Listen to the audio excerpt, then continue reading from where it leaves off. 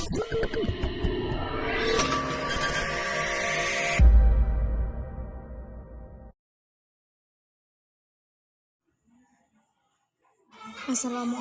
warahmatullahi wabarakatuh.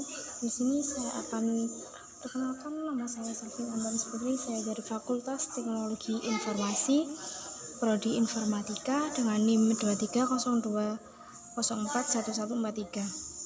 Di sini saya akan menjelaskan tugas tentang microcontroller Atmega keluarga ESP8266 dan juga ESP32. Sebelum masuk ke materi yang lebih detail, kita akan perkenalan dulu apakah itu yang dinamakan microcontroller. Microcontroller adalah komponen elektronika berupa chip yang berfungsi sebagai otak dari sistem tertanam atau embedded system.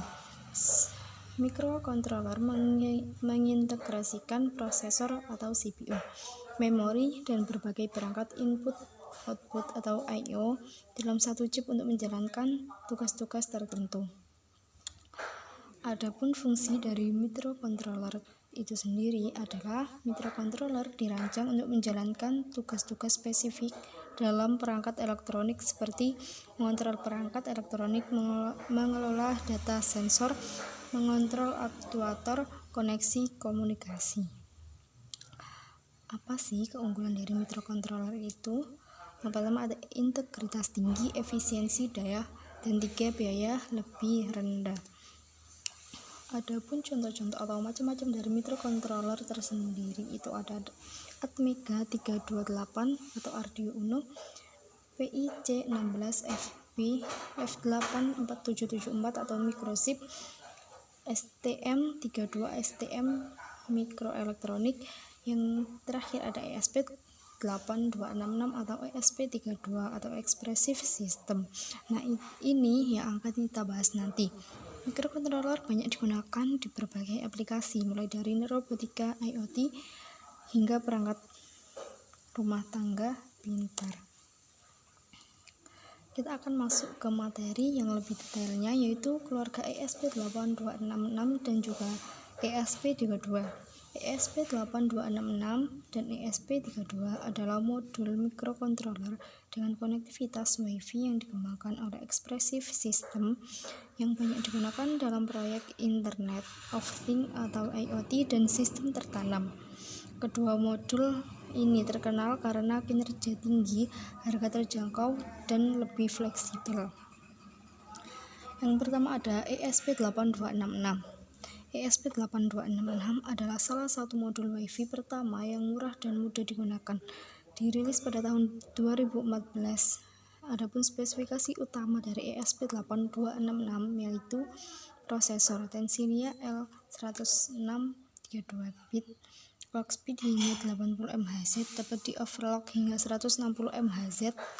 Yang kedua ada memori flash 512 KB hingga 4 MB tergantung varian, RAM 160 KB, GPIO hingga 17 pin tergantung port. Fitur konektivitas Wi-Fi 2,4 GHz 802.11 BGN.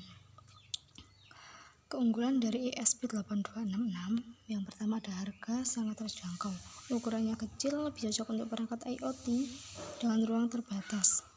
Yang terakhir dapat digunakan menggunakan berbagai platform termasuk Arduino IDE, node MCU, Lua, MicroPython.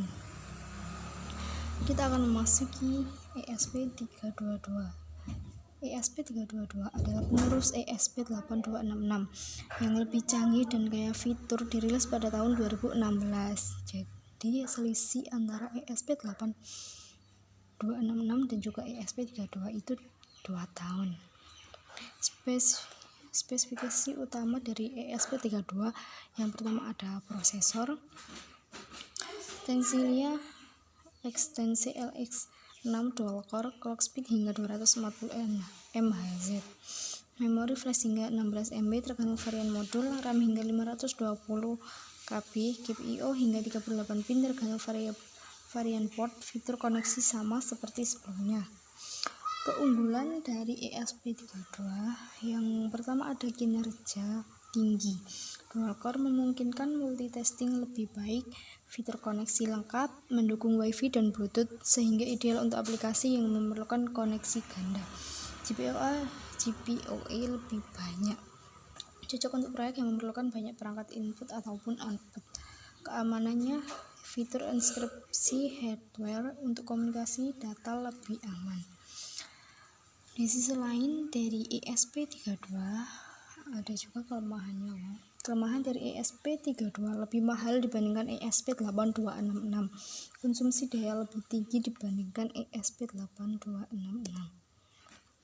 Kesimpulan dari ESP3866 dan ESP32 yaitu ESP8266 cocok untuk proyek IoT yang sederhana, hemat biaya dan tidak memerlukan banyak GPOE atau Bluetooth. ESP32 ideal untuk aplikasi yang kompleks, memerlukan platform tinggi atau melibatkan komunikasi ganda, WiFi dan Bluetooth, dan keamanan dan kemampuan yang luar biasa. Keduanya tetap menjadi pilihan populer dalam dunia IoT dan pengembangan sistem tertanam. Jadi microcontroller itu sendiri adalah otak yang mengatur segalanya. Kemudian ESP3866 dan ESP32 itu adalah ESP8266 itu lebih dulu dan disempurnakan oleh ESP322.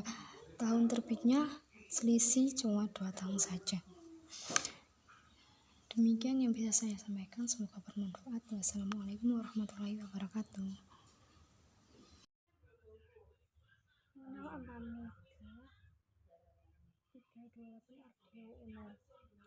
Amiga 328 adalah salah satu mikrokontroler populer dari keluarga AVR Atmel, sekarang bagian dari microchip teknologi. Mikrokontroler ini menjadi inti dari papan Arduino Uno yang merupakan platform mikrokontroler open source yang sangat cocok untuk pemula maupun profesional dalam bidang elektronika dan pemrograman sistem tertanam. Arduino Uno dan Amiga 328. Arduino Uno adalah papan pengembangan berbasis Amiga 328 yang menyediakan antarmuka pemrograman dan perangkat keras sederhana. Satu faktor papan kecil dengan konektor pin header untuk menyambungkan sensor, aktuator atau modul lain. Accelerator mendukung pemrograman tanpa perangkat tambahan seperti ISP. Pin System Programmer cukup menggunakan kabel USB. 3. Antarmuka pemrograman dapat diprogram menggunakan Arduino IDE yang mudah digunakan dan mendukung berbagai bahasa pemrograman tingkat tinggi. Konektivitas USB menggunakan chip USB to serial, misalnya CH340 atau Amiga 16U2. Keunggulan Amiga 328 Arduino. 1. Mudah digunakan. Dengan Arduino menggunakan cukup menulis kode dan menggunakannya ke papan tanpa perlu memahami detail hardware secara mendalam. 2. Komunitas besar dengan tutorial, library, dan proyek yang melimpah internet, hemat energi. Mikrokontroler dirancang untuk operasi dengan USB daya rendah, cocok untuk pemula. Arduino Uno dirancang untuk pendidikan dan prototipe.